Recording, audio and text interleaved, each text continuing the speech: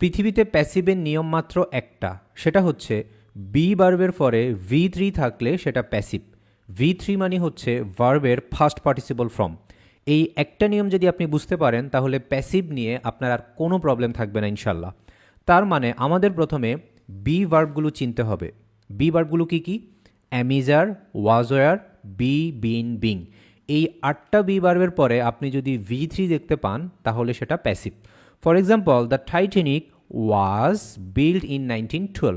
তাহলে ওয়াজ হচ্ছে আমাদের একটা বি ভার্ব, আর বি ভার্বের পরে V3 মানে প্যাসিভ। ওকে, পরের বাক্যটা দেখেন, several successful films have been made about the Titanic. তাহলে এই বিন হচ্ছে একটা বি ভার্ব, আর বি ভার্বের পরে V3 মানে কি? প্যাসিভ। তার মানে আমরা প্যাসিভ চিনে গেলাম। এখন প্যাসিভ চেনার চাইতে প্যাসিভ গঠন করতে পারাটা সবচেয়ে গুরুত্বপূর্ণ। এখন আমরা শিখব কিভাবে প্যাসিভ গঠন করতে হয়। এখন দেখেন, অ্যামিজার দ্বারা বর্তমান সময়কে বোঝায়। তার মানে আপনি যদি অ্যামিজারের সাথে V3 বসান তাহলে সেটা বর্তমানের প্যাসিভ, মানে present indefinite passive. For example, is cleaned মানে পরিষ্কার করা হয়, ইজ কল্ড মানে ডাকা হয়, ইজ রেড মানে পড়া হয়। তাহলে প্যাসিভে ক্রিয়ার সাথে হ অথবা হয় একটা যুক্ত হয়। ঠিক আছে? সো ব্যাপারটা আরও ক্লিয়ার হয়ে যাব। দেখেন, ওয়াজ ওয়ার দ্বারা অতীত সময়কে বোঝায়। তার মানে ওয়াজ ওয়ারের পরে V3 মানে সেটা অতীতের প্যাসিভ, মানে first indefinite passive. For example, was requested মানে অনুরোধ করা হয়েছিল, ওয়াজ ইনভাইটেড মানে আমন্ত্রণ করা হয়েছিল, ওয়াজ রিটেন মানে লিখা হয়েছিল। আপনি খেয়াল করেন ক্রিয়ার সাথে কিন্তু সবসময় হ কথাটা যুক্ত আছে, যে হয়, হয়েছিল, হবে। মনে রাখবেন, প্যাসিভ মানে হচ্ছে কাজ। কাজ মানে কি কাজ হয়েছে, কোন কাজ হয়েছে সেটাই গুরুত্বপূর্ণ। কে করেছে সেটা ডাজেন্ট ম্যাটার। ফর এক্সাম্পল, আমরা যদি বলি কি লেখা হয়েছিল, ধরেন একটা বই লেখা হয়েছিল, তাহলে আ বুক ওয়াজ রিটেন। তাহলে কে লিখছে doesn't matter.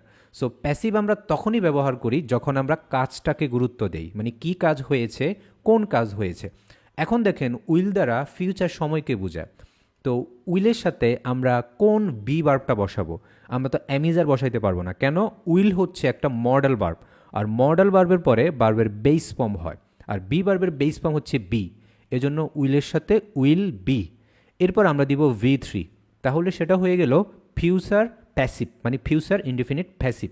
For example, will be cooked মানে রান্না করা হবে, উইল বি রিটেন মানে লিখা হবে, উইল বি রেড মানে পড়া হবে। এখন আপনি যদি প্রশ্ন করেন কি রান্না করা হবে, কি পড়া হবে, কি লেখা হবে, জাস্ট আপনি অবজেক্টটা বসাই দিলেই অ্যান্সার হয়ে যাবে। একইভাবে যতগুলো মডেল ভার্ব আছে, will, should, can, could, may, might, must, have to, has to, had to, এই যতগুলো মডেল ভার্ব আছে সবগুলোর সাথে জাস্ট আমরা ভার্বের বেস ফর্ম বি বসাবো, তারপর V3 বসাবো, তাহলে কিন্তু প্যাসিভ ফর্মটা গঠন হয়ে যাবে। সো প্যাসিভ নিয়ে আপনার যদি কোনো প্রবলেম থাকে তাহলে প্যাসিভের উপর আমাদের 30 মিনিটের একটা ভিডিও রয়েছে। এই ভিডিওটা যদি আপনি দেখেন তাহলে প্যাসিভ নিয়ে আপনার সারা জীবনের কনফিউশন দূর হয়ে যাবে। এই ভিডিওর কমেন্ট বক্সে আমি আপনাদের ভিডিওটা দিয়ে দিব। ওকে, সো ক্লাসটা কেমন লেগেছে অবশ্যই কমেন্ট করে জানাবেন, এবং আপনি আপনার বন্ধুদের সাথে এটা শেয়ার করে দেবেন। দেখা হচ্ছে পরবর্তী ভিডিওতে। টিল দেন টেক কেয়ার, আল্লাহ হাফেজ।